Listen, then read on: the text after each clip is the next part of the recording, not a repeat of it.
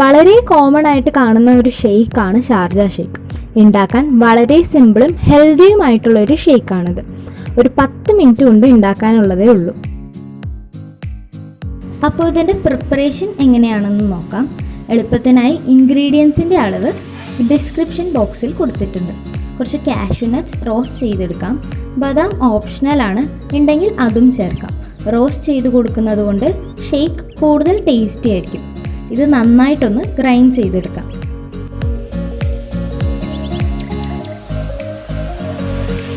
ശേഷം ബൂസ്റ്റ് ചേർത്ത് കൊടുക്കാം.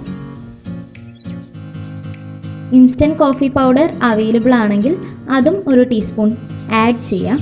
പിന്നെ നമുക്ക് വേണ്ടത് 5 ഞാലിപ്പൂവൻ പഴമാണ്.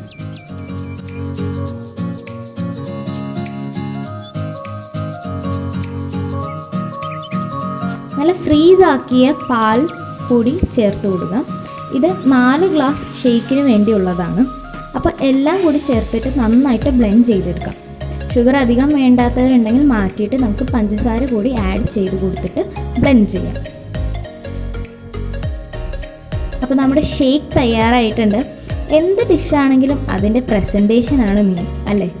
ഗ്ലാസ്സിലേക്ക് മാറ്റിയതിന് ശേഷം ടോപ്പിങ്ങിനായി കുറച്ച് ബൂസ്റ്റോ കോഫി പൗഡറോ ഇട്ടിട്ട് ഗ്രേറ്റ് ചെയ്ത കാഷ്യൂ നട്ട്സോ ബദാമോ ഇട്ട് കൊടുക്കുക.